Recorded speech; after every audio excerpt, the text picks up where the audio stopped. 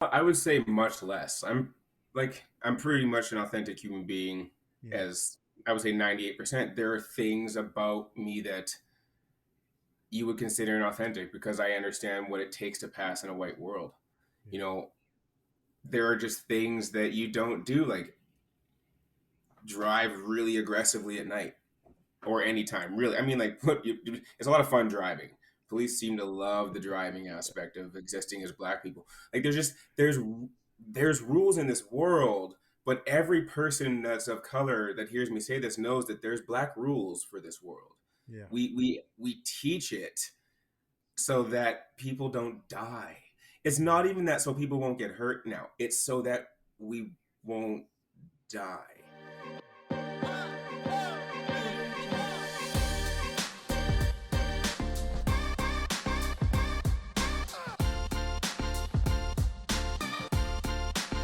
Audio Jungle. Audio Jungle. Audio Jungle.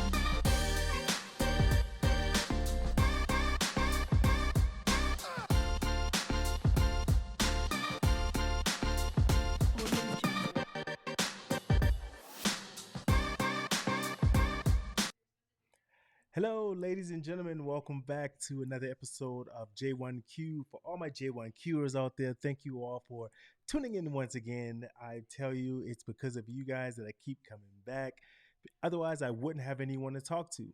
But as my wife always tells me, I probably would like that a little too much. So, you know what we are about: education, inspiration, and bringing resources to you and trying to just get the underrepresented voices heard and brought out. So today episode we are going to be talking about a couple of different things and some things that I am absolutely excited about. The format has changed a little bit for this episode and I don't have a script. I don't have it. I absolutely am afraid and loving it because I'm about to challenge myself and I challenge each and every one of you out there that's listening to really pay attention to this because a guest is someone I think will bring an enlightening difference to your world as well.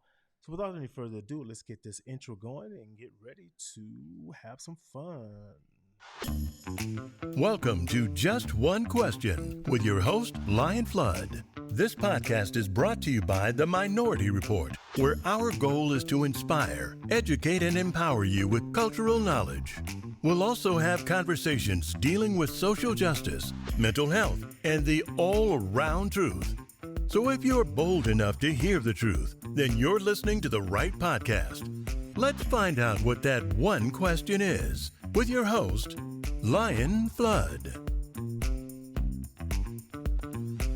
All right, ladies and gentlemen, welcome. We're going to be bringing up our guest here, Ethan. Ethan is a gentleman who I think will inspire you because when I first was introduced and we spoke and found out about bringing them on to the platform, I was just like, okay, this is someone I've got to sit down and just have a conversation with, right? Not about what I want to find out and what can benefit in reference to get you to get something, but just in reference to inspiring you, in reference to making you feel like, hey, this is what you can do. So without any further ado, let's bring up Ethan on to the stage. So give him a big round of applause.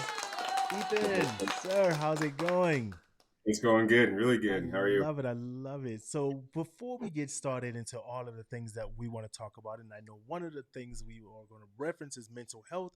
How about you take a moment just to let the listeners know a little bit about who you are and kind of what you're about? Yeah, absolutely. What's up, everybody? Thank you for having me. My name is Ethan Nicholas. I am a public speaker, personal trainer, mental health advocate, soon to be author. Well, author. I wrote the book. Now it's just got to come out. I do a lot of work in the mental health and general health realm. I share my story of childhood trauma and use it to help change lives and affect change here in mental health and how we view it and how we treat it. And, just try to leave my mark on the world as a good one when my time's up. That's, the Cliff Notes version of what I do in this world. There you go, right? Leave a legacy. I remember my granddad used to always tell me, hey, your name is, what is your history, and there's not too many things you can leave behind. But that's one of them. And so I will start with myself. As most of my listeners already know, I'm very transparent with my struggles, of things I've went through.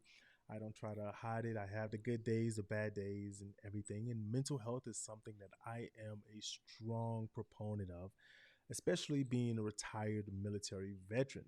I've seen things, and it's one of the things we take for granted when we have the ability to even just walk around our city without worrying if we're about to have a strike or someone's coming to attack on a daily basis. But those things can really leave an everlasting effect on you, on PTSD. So Mhm. I really appreciate you, one, for coming here to stand up and kind of just opening up. And like you said, you wrote a book about it, because I think there's too much stigma, bad representation of people not feeling their ability to go and get help, right? Mhm. If you go and look for a therapist, if you go and look for someone to talk to, then you're crazy, or you're shunned in your neighborhood, in your community, and so forth. And I think Mhm. that's one of the topics we wanted to talk about. So start off by telling us your feeling of coming up in childhood, being a mulatto person, someone who felt two different worlds in your community. Where do you start with that?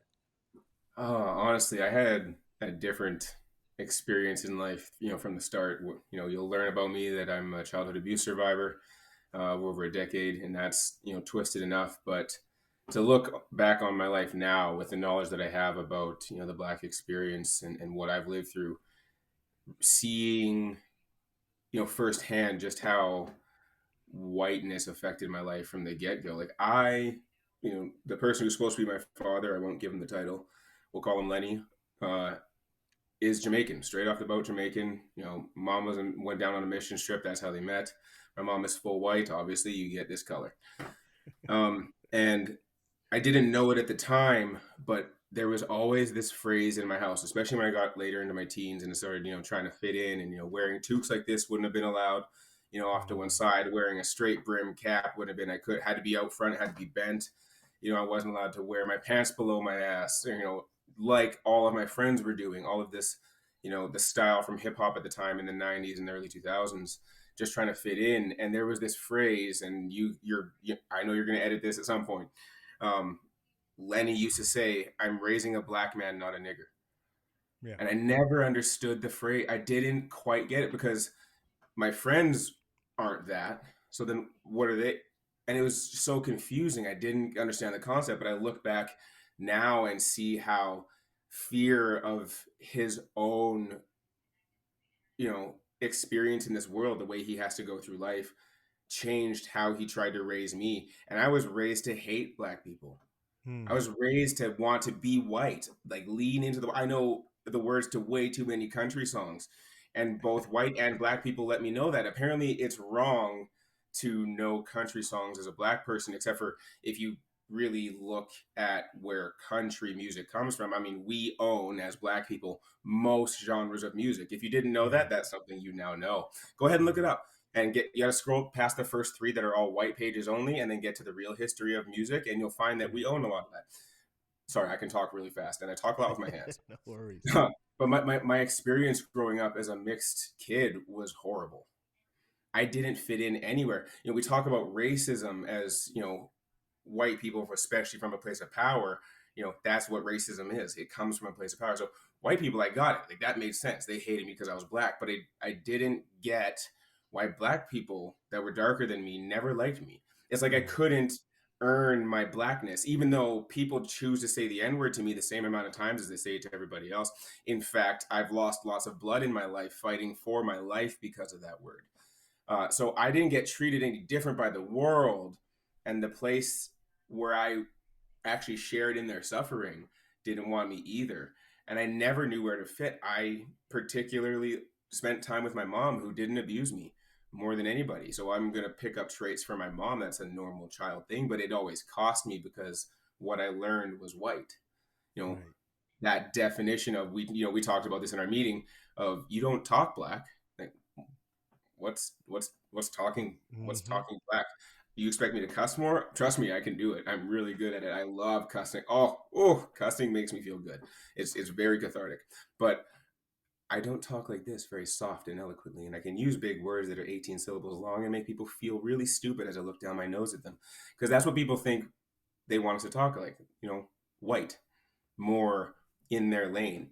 But I never fit in anyone's lane because black and white never wanted me. I didn't fit. And I had to go through life figuring it out on my own. Yeah, first I'll start off by saying this. Uh, all my listeners know and everyone knows I love authenticity. So whatever we do, it's not getting edited out. It is who it is. And if people choose not to listen, then that is their choice. I let everyone know at the very beginning. That's just how I really become. And I feel when you're speaking there because I, there's so much history that goes back into how even to the point of where we as black people were made back into probably even slavery time frames, and it just progressed to hate each other at a certain point, and that's kept going. Right, you had someone who would probably hate the black people who were the house niggers, they would say, Mm-hmm. versus out in the field, and that was a strategic thing that was truly made so that they would fight each other or tell if one's trying to escape or something like that. So it definitely was, and I kind of feel a lot of that as well because when I was growing up, I had the similar hatred, even though my skin tone was very similar to everyone I was growing up with. But I was hated on because I was not the pants sagging out in the streets selling drugs. I was a smart kid. I straight A's, and but I was still trying to fit in. And it took me a lot of years to understand that I didn't fit in from their viewpoint. And so I started, kind of like you said, not wanting to be around black people because I felt more accepted by some other cultures for whatever reason. And it is a scary thing, kind of when you were talking about how they were trying to tell you they didn't want to raise you as a black man or raise you as a black man, not a nigger. And without it even knowing subconsciously, we still do similar things like that in life. Because I remember my fear of coming up, and my parents would tell me, don't put your hands in your pockets when we're in the store or something. And every once in a while, I catch myself doing that to my son, just because it is still that fear factor of like, I know they're going to look at you and think you're stealing something more, right? And even without knowing, I think we're transferring some of our PTSD or some of our fears onto our children, Mm-hmm. which could then be generational. It could then, they're going to teach their kids and so forth. And it's like, we want to break it, but we also want to be careful because we know violence out there and people, like you say, you shed blood, and it's so weird. And it's perplexing to me sometimes of why we don't see it until we get older, but I also understand it because we are only taught what we know, and then our Mm-hmm. parents teach us what they know, and then we transfer it down. Someone needs to stop that chain and says, no, it's wrong. Let's back it up and reteach it, even down to something as small as how I grew up eating sweets, and I grew up, that's all I ate. I came home, mom, I'm hungry, I need a snack, go get a snack cake.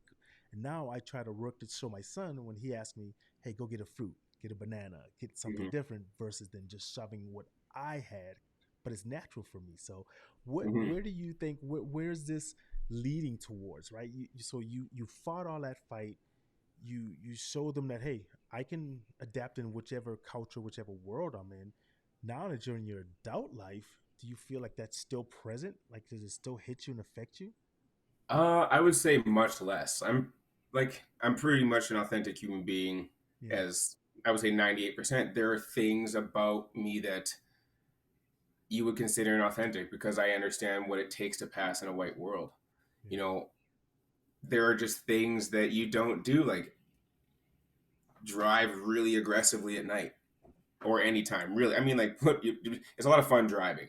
Police seem to love the driving aspect of existing as black people. Like, there's rules in this world, but every person that's of color that hears me say this knows that there's black rules for this world. Yeah. We teach it so that people don't die. It's not even that so people won't get hurt now. It's so that we won't die. Mm. It's kind of a fucked up thing, right? Like the concept in itself means the responsibility's always on us. And it's hard when you know what you want to do, what you like, how you feel. And someone, that activist, said it really great a couple of years ago. Like, they are thankful that all we want is like equality. All we want is to, have our Yes, share I heard rather that. than being out for vengeance. It's like, no shit. Yeah. But the concept of, I know that I am who I am in this world. I am confidently black in this world. I've spent my entire life being white in this world. And now I choose, because I'm owed the experience of saying, yes, I'm a black man. And I've suffered as a black man in this world. I also now get to thrive as a black man in this world. Does it take extra? Yeah. Hmm. I'm not, I won't lie to you, it's not been the easiest thing. But I'm here now. And the reason I'm sharing my story is because I'm showing people it's fucking possible. You can do this. I had an incident a year and change ago, a year and a half ago now, where I called for help and I still had the weapon pointed in my face. I Hmm. was immediately the threat as the only black person in the situation. Like, didn't even care. Like, by definition, my experience is the same. Yeah. I can literally prove to you on my body where it's been the same. Now Crazy. I get to show people that you can stand up and be confidently you, black, white, gay, all of the fun things, and exist and still thrive in this world. Yeah. It's going to be hard. No one's gonna fucking lie to you. It's gonna be tough, but it's doable. Right. And it's And doable playing by your rules. There are some things you'll have to adapt to, sure. yeah. But I did this my way. I got to where I am today talking to you on this podcast because I did it I stopped doing it everybody else's way, and I put Ethan's brand of fucked up on it and got to this spot, and nobody can take that from me. Exactly. That's the beauty of doing it this way. That's the beauty of doing what you've done and accomplished. It's Lion's thing. Nobody can take that from you. What you choose to do in this world is yours. Yeah. That's what makes us fucking great. Drop it. It is one of those things where we see that, it's like you said, those different rules, and whether it's fair, whether it's what we think about it, it is. Even for when you go into finances, there's a rules for the rich, and there's rules for so it is what it is. It shouldn't be, but it is, right? And I agree wholeheartedly that we suffer so much because, like, that memory, I'm pretty sure I can think back to memories of something similar like that, and as soon as I do it, it evokes like almost a paralyzing effect sometimes, that I'm like, I shouldn't have to get into my vehicle and drive. And I'm like, okay, I need to make sure I don't go 5 miles over, right? Because Yeah, I the can't even rules have are my wallet different. in my pocket. Yes. A point an example. I have, even right now in my vehicle, and I've told my sons this, I have a copy of an ID, registration, and all the paperwork and so forth up in my visor, so that if I get stopped, I pull it down and everything is in like a little plastic container that holds it in there. So I can just hand one piece of thing to the officer or whatever. And I don't have a record. I don't get, but I'm still afraid, right? I know I'm not going to do anything, but Because we've there's still that seen it. fear. You've Yeah. like, no matter It's what constant. anybody says, no matter what anybody says, all of us have seen us murdered for less. Yeah.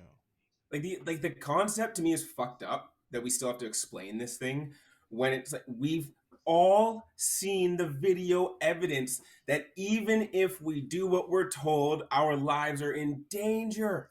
Yeah.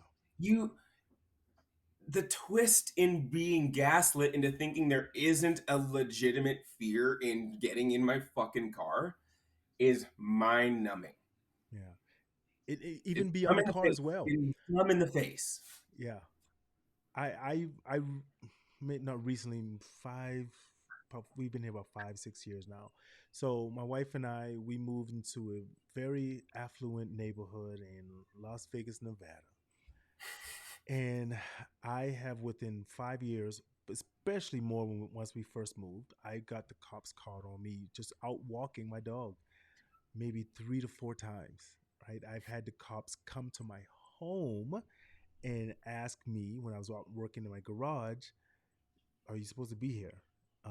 Can we see, that your address is on your ID or something?" Right, and that is a fear, and this goes into mental health. So if anyone's out there listening, saying, "What does this have to do with mental health?" That's what it has to do with it as well, because that weighs on you. Imagine being a 14-year-old kid dealing with this, just walking and getting stopped over and over again, or even being in a neighborhood that's desolate and you see all of the crime over and over again. Your mind is like, "That's what I'm supposed to do."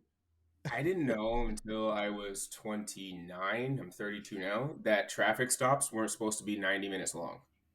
Uh, I had no fucking clue. I had to read about it. Another black person, a black woman, was sharing her experience with her newlywed husband, asking where she was, saying she was at a traffic, she got pulled over. He's like, "Why were you there for so long?" And it was then that he was like, that they were like, "Yeah, it's 20 minutes. They give you your ticket and you go." I didn't know that. I've never had that experience in my lifetime. Not that I get pulled over a lot, but I'm hello. yeah. It doesn't matter. Yeah, like it's wild when people say you just live in fear. I'm like, well, I don't live in it. I also have seen somebody comply and be gunned down in front of his family Mm. out of, get this, hear me when I say this, fear for their life. So a police officer with a weapon who is clearly not fucking trained to deal with a fear response has a fear response, and my existence no longer matters because I have this fear response. Yeah. Yeah. It's deep. It's one Miss of those me things. with that sideways shit. Yeah, where people will say when they watch the video and you'll hear, and I've learned a while back, it's just like certain topics you're not going to change anyone's mind. So once I see someone is not even open to hearing, I take myself out of that conversation, right? Because you'll have people say, "Well, why didn't you just listen?" Well, you still listen and things still happen. Or if you see someone getting beat on the ground or something, well, they're moving their hands. That's a natural human reaction. If you're getting hit in the head, you're going to cover up. If you're getting hit somewhere, your natural reaction to You've move seen your people in hands, handcuffs. yeah, to do it. I recently did matter of fact, did I delete it? I think I did. I recently did a video um, in reference to some of those things, and I'm gonna find it in just a second, and I'm gonna put it up on this episode. So for all of our listeners out there, we also are doing this through videos, so people are visually seeing this as well. And I'll link to those to that episode so you can be able to watch it. And so I want to transfer out of kind of like the mental health. And so now, what are some ways that you know all of those things have affected us in every different way, and we can't tell someone.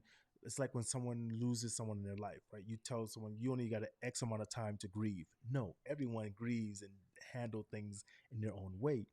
So what are some ways that you have worked towards maybe changing some of those things for your life, or maybe helping you so that it didn't affect you to take you down a wrong path? Because there's someone out there who this is happening to yesterday, last week, and maybe Mhm. something that we say today can make them say, instead of saying, "You know what, I'm about to go rob the store," "Hey, let me go try to find a resource." What are some ways that have kind of helped you through that? Uh, you know, I'm still relatively new at this healing thing. I'm relatively new at finding my voice and doing the work that I do. A resource, for me, I had a kid. I was going to be a dad, and I didn't know how to be one. And I mean, there's no book on how to be a parent. But when you come from trauma the way I have, there's really no book on it. And I was just at a point where I needed to figure out how to exist in a world, even as a survivor, and be a good dad. And so my resource was therapy. Uh, my church got involved, and they wound up helping me find a therapist, and they paid for a handful of sessions to get me started.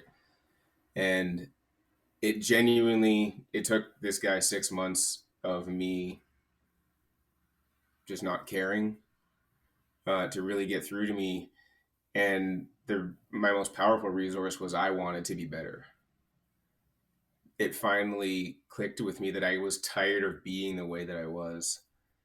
And it sucks existing so alone in a world just because you're in your own way.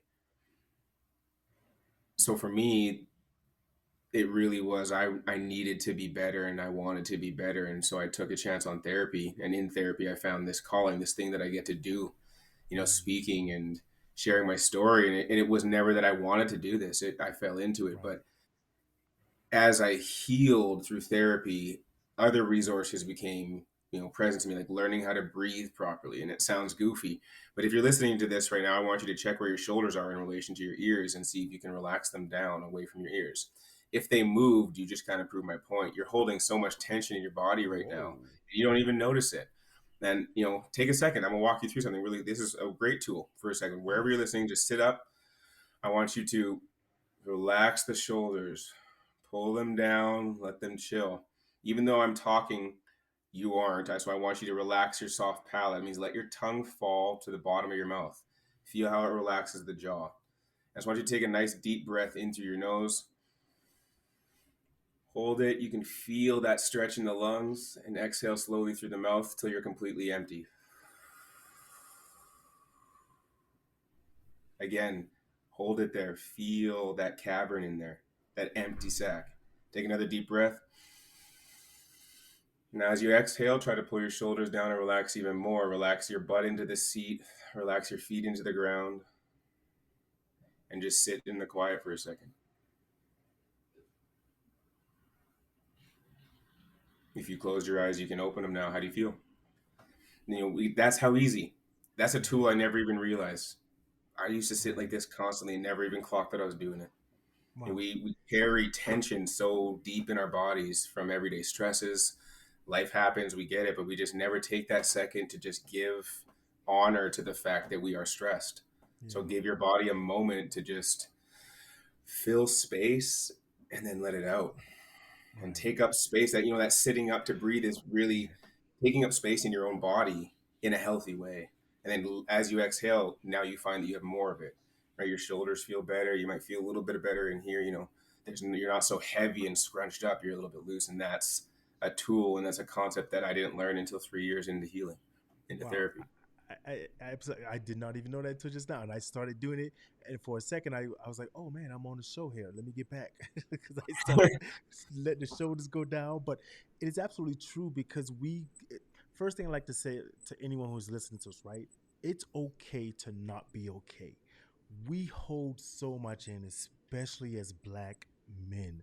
Mm-hmm. We're one of the few things that I remember heard Chris Rock talking about this, and he said we're one of the few things in the world on earth that's loved with not conditionally, or like dogs are loved unconditionally, your spouse is loved unconditionally, but as a man, if you're not accomplishing X, then you're not Y, right? So Mm-hmm. it's like your job is to do all that. And I really appreciate that. My wife and I, we take self-care days. We will take a day and say, nope, I don't care who comes to the door. I don't care who does whatever. This is our hour. We'll put on some soft meditation music. We'll just sit back, no TV, and we really just learn to come back to, we call it going back to zero.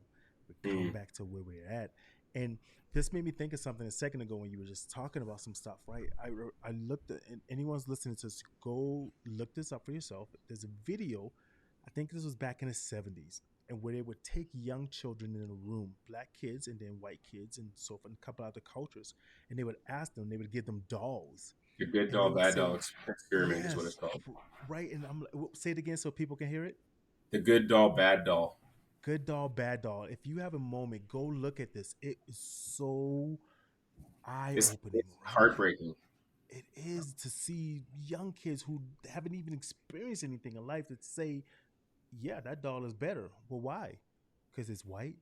Like, where is that mentally? And that's what I was taught in a sense, right? That I speak on this so much now, kind of like you were saying, because as a younger person, I was like, I don't want to get in trouble. But now, hey, I am who I am. If you don't like it, goodbye. Come with I the have trouble. Come on I, with it. I have three F's. My wife tells me we joking. If you don't fit in my three F's, occasionally it's four. But if you don't fit in my three F's, I really don't care what is being said, right? If you aren't financing me, feeding me, or fucking me, then what you say does not matter. I want to show something really quick here to you Mhm. because this goes into what we were just speaking on. And I actually did this Saturday. This just happened. So let me see if I can bring this up. And for the listeners, you will be able to see this on the video, but you still might be able to hear it, but you might want to see it. So let me see if I can bring this up and you'll be able to see it as well. Okay, perfect. There it is.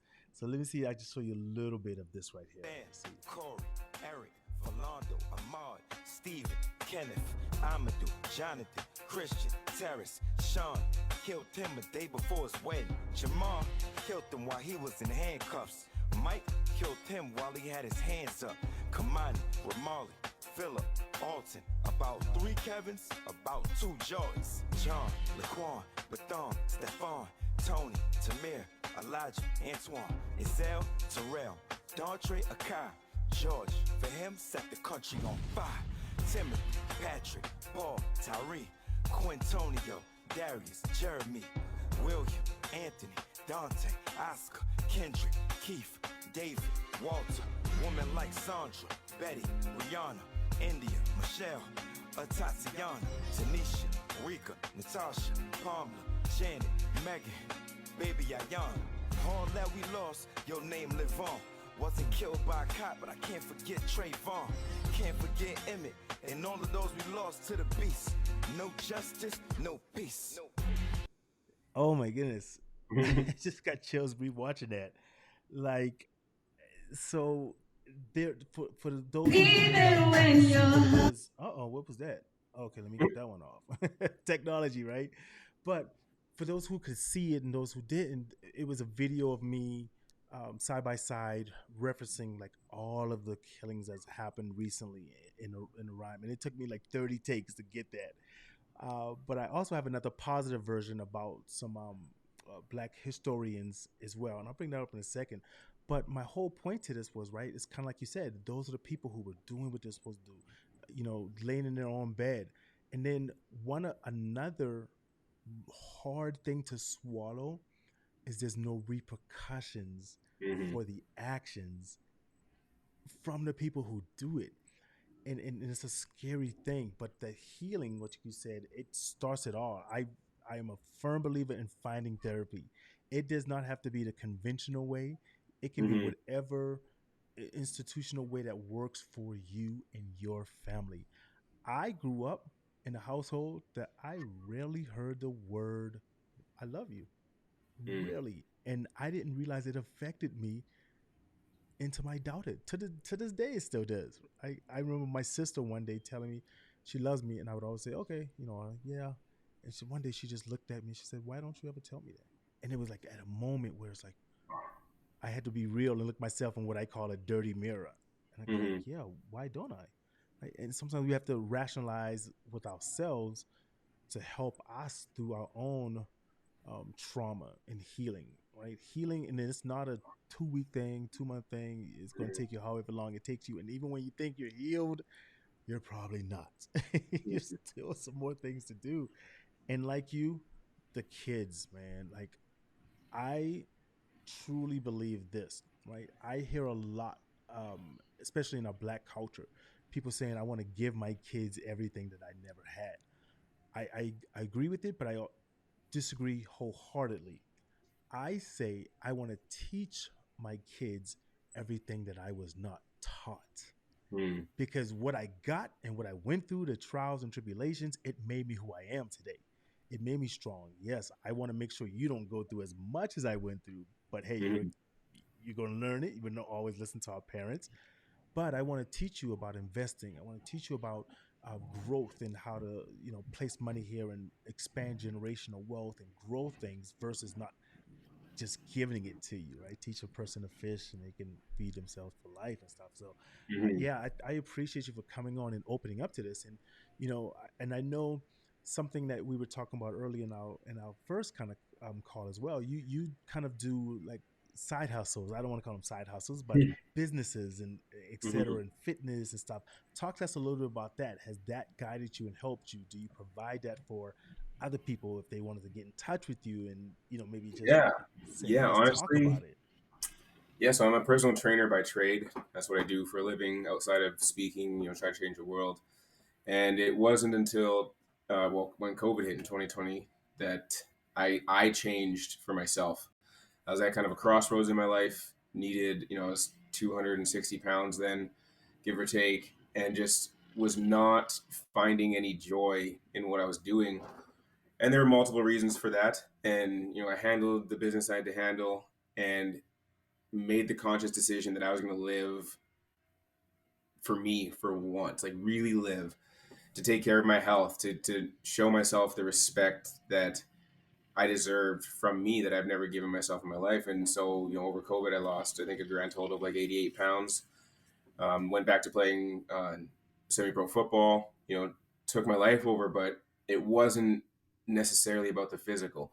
The physical was kind of the gateway, the way to do it.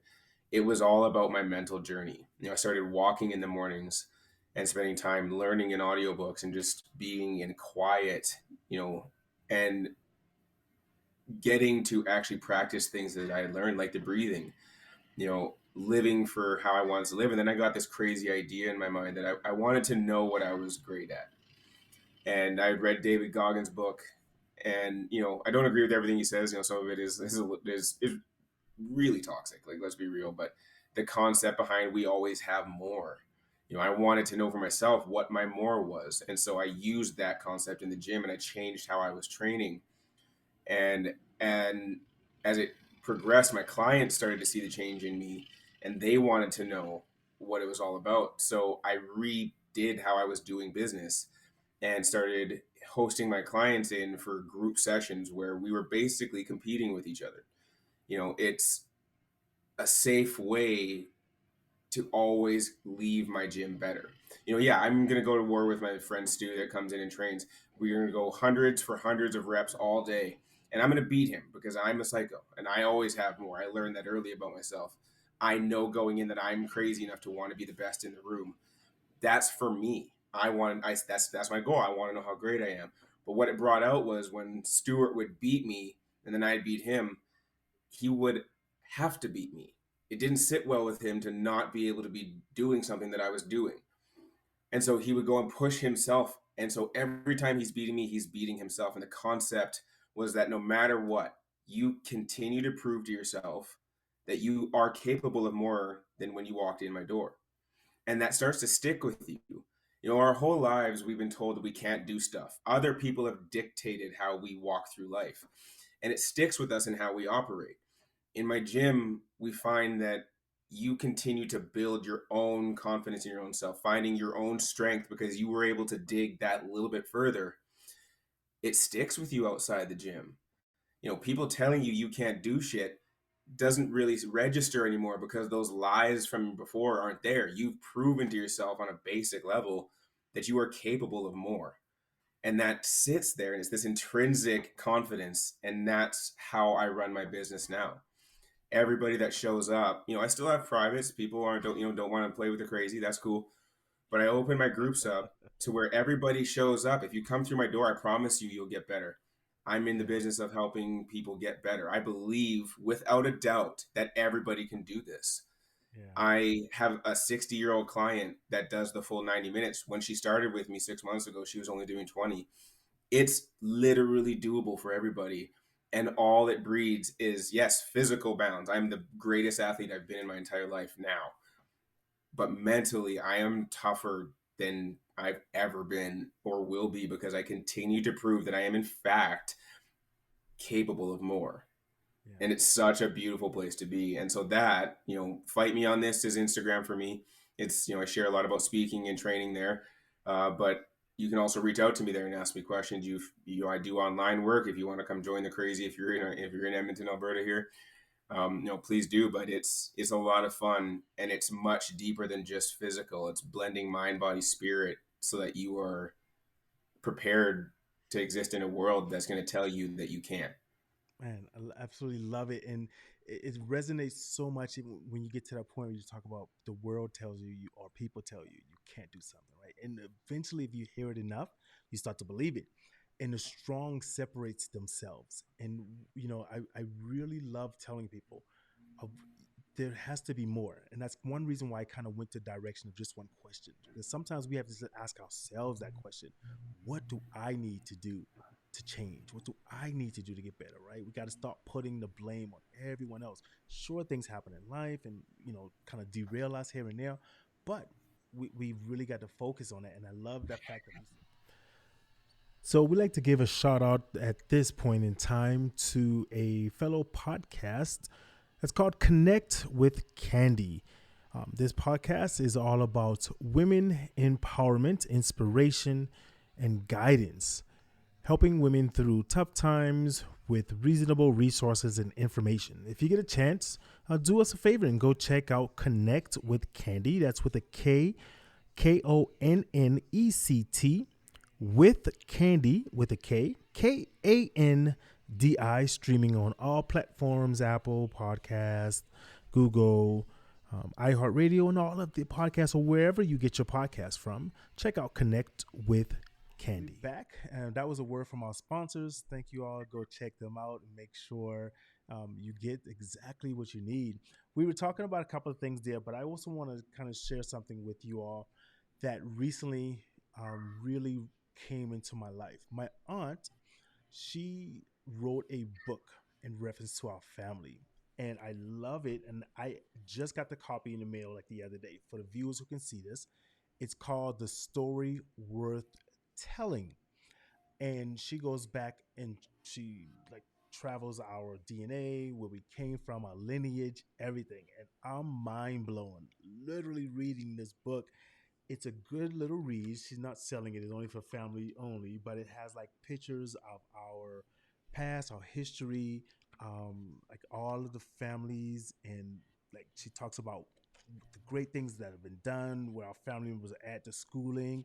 Now, I'm just going to read one quick thing here, just for the ones who are listening and the viewers. You could be able to see this. I won't hold the book up. The family tree. It is our first page reference. So I don't know yet, because she didn't date it, but we go back to our great grandmother and father and so forth like that. My his name was Lonnie Mack. He was white and Irish from Ireland. I got white in me. So, and then my great grandmother, her name was Alice Mack, and she was black. She was from France. So my lineage, I'm finding out, is from Ireland and France. French. Yeah. So, whoa, mind blown, explosion just happened, right? And it's really a good kind of thing to look back, because I'm looking at family members and I'm like, wow, I didn't know my cousin graduated valedictorian from her college and all of that. Mm-hmm. That's really nice to hear. So it's very important for us to still, keep our lineage and our history and learning and finding whatever works for you. Like you were talking about your fitness and everything, right? Some people say that is their stress relief. Some people say that, it helps them mentally with just to go out and punch the bag a little bit, run or do whatever.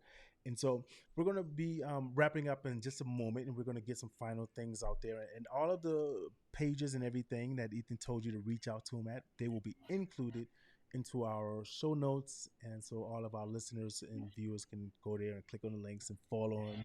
And I highly suggest that, right? Because as I've always stated to everyone, you know me, I do not believe in this crab in the bucket theory. I'm not pulling another person down.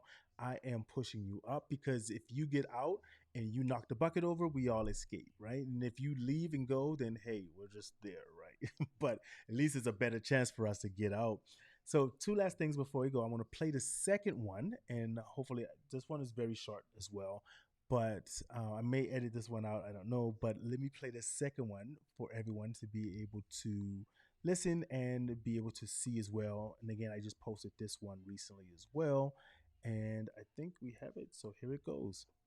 It was Martin, Malcolm, Hewitt, Alvin, Marcus, Richard, Jesse, Adam, Carlin, Gordon, James, Philip, Nat showed them not to play with us. Duke, Langston, Thurgood, Robert, Hank, Jesse, Jackie, Muhammad, Paul, Stokely, Mega, Webb. About 3 Benjamins, a good 2 Freds. Women like Harriet, Rosa, Ida, Shirley, Sojourner, Madam, Maya, Mary, Bessa, Ella, and Retta.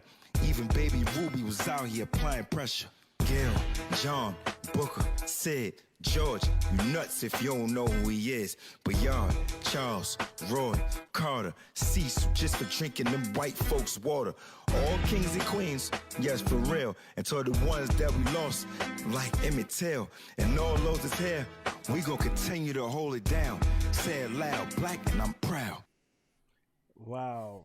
Wow. So, yeah, I'm so motivated, and I'm extremely happy that, we got to share this conversation. I'm looking forward to more.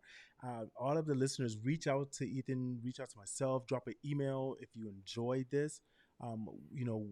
There's things in the future that you want to hear. This was very powerful. Just one little tap into mental health and how we kind of dealt with it, and we little ways that we've worked through it.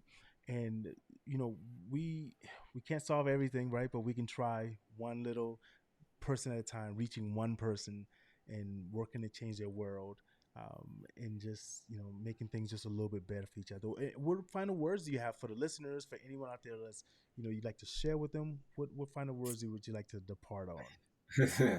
I love this question. It's always different. I never know what mood I'm going to be in when I get asked it. But I'll leave you with this, since we're talking about existing as Black in this world. Stop letting people dictate and tell you your experience. We get it twisted that we don't actually have a story, because it's like so many others, except for it is a story that needs to be heard. It's your story. You've experienced it. You've lived it. You've suffered, struggled, survived. Maybe you're thriving now. Maybe you're still in the struggle. Maybe you're still in that middle ground of surviving. It's yours. Nobody can take it from you. So stop letting them. There you go, folks. You heard it. I don't need to say anything else on that there. I love it. Thank you so much for coming on here and sharing this, and I look forward to more of this in the future. Just hang on for me for 1 second. I'm going to pay a little bill with some of these sponsors, and then I'll be right back with you, sir. All right, ladies and gentlemen, thank you all for tuning in to another episode of J1Q. Again, our podcast is just brought to you to bring inspiration and education and resources, learning and development.